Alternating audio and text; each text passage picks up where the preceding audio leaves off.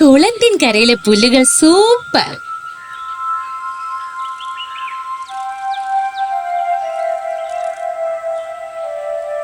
പുല്ലുകൾക്ക് മാത്രമല്ല, ഈ കുളത്തിലെ വെള്ളത്തിനും നല്ല രുചിയാ.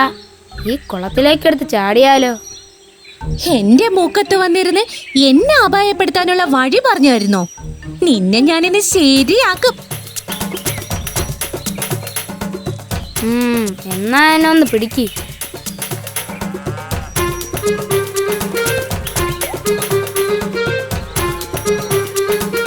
അയ്യോ, അതെന്ത് സാധനമാ മുകളിൽ നിൽക്കുന്നത്? ഓ, കണ്ടിട്ട് പേടിയാവുന്നു. അതെങ്ങാനും ഈ വെള്ളത്തിലേക്ക് മറിഞ്ഞു വീണ നമ്മളൊക്കെ ചതഞ്ഞരഞ്ഞ് ചത്തത് തന്നെ.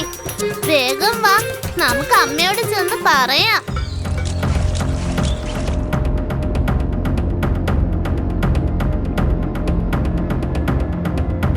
അമ്മേ, അമ്മേ. കുഞ്ഞുങ്ങൾ പേടിച്ചാണല്ലോ വരുന്നത്. എന്തു പറ്റിയാവോ? അമ്മേ, അങ്ങ് മുകളിൽ എന്തോ വലിയൊരു സാധനം. കണ്ടിട്ട് പേടിയാവുന്നമ്മേ. എവിടെയാ? വാ, നമുക്കൊന്ന് പോയി നോക്കാം. വല്ലോ തിമിംഗലോ ആയിരിക്കും എന്തോ. അമ്മ മുന്നേ നീടിക്കോ, ഞങ്ങള് പിന്നാലെ ഉണ്ട്.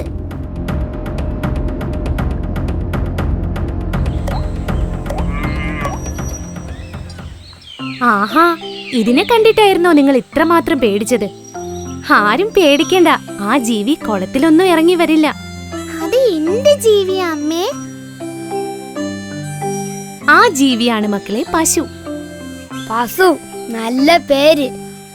അക്ഷരം സ്ഫുടമായി പറഞ്ഞു പഠിക്കൂ മക്കളെ. പശു, പശു. പശു, പശു. ആ, പശു, പശു. ആ, പശു. പശു പശു അല്ല, വെറും പശു.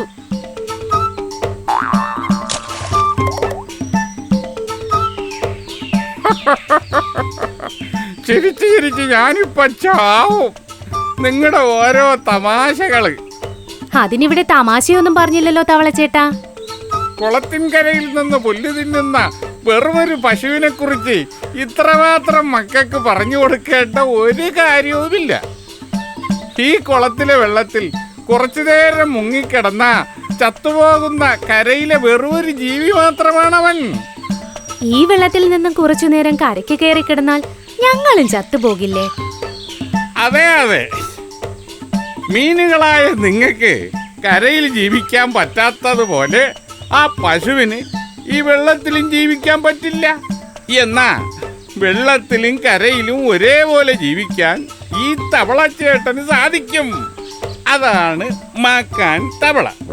ഇനി നിങ്ങൾ പറയൂ, ആ പശുവാണോ ഈ മാക്കാൻ തവളയാണോ കേമൻ?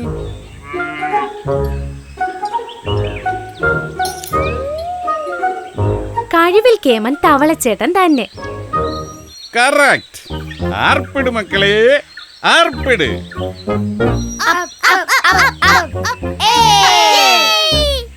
എന്നാൽ വലിപ്പത്തിൽ കേമൻ ആ പശുവാണ്.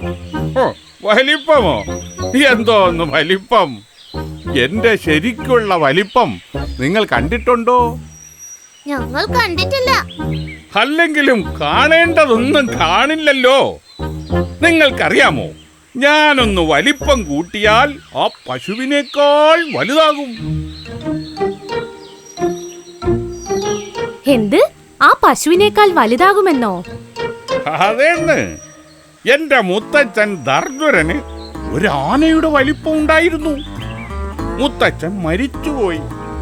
ഇല്ലെങ്കിൽ ഉറപ്പായി നിങ്ങളെ പരിചയപ്പെടുത്താമായിരുന്നു. എന്തായാലും ഞാനിത് വിശ്വസിക്കില്ല. പശുവിനോളം വലുതാകാൻ ഒരിക്കലും ഒരു തവളയ്ക്ക് കഴിയില്ല. എല്ലാവരും നോക്കിക്കോ, തുമ്പിയും കണ്ടോളൂ, ഞാൻ ആ പശുവിനേക്കാൾ വലുതാവുന്നത്. ആഹാ, എന്നാൽ അതൊന്ന് കാണണമല്ലോ. ഇപ്പോ എങ്ങനുണ്ട്? ഞാൻ ആ പശുവിനേക്കാൾ വലുതായില്ലേ? ഒന്നും സംഭവിച്ചിട്ടില്ല, ഇപ്പോഴും പഴയതുപോലെ തന്നെ.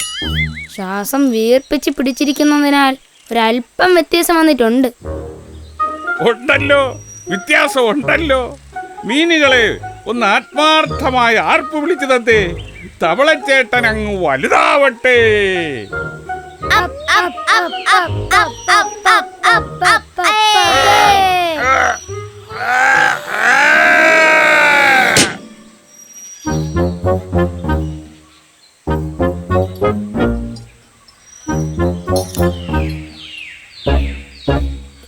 ആർപ്പ് വിളി നിർത്തിക്കോടാ പിള്ളാരെ, തവളച്ചേട്ടന്റെ കഥ കഴിഞ്ഞു. അയ്യോ, നമ്മുടെ തവളച്ചേട്ടൻ എന്തു പറ്റി? വലിയവനെന്ന് സ്വയം നടിക്കുന്ന അഹങ്കാരികളായ വിഡ്ഢികൾക്ക് സംഭവിക്കുന്നത് തന്നെ തവളച്ചേട്ടന് സംഭവിച്ചു മക്കളെ.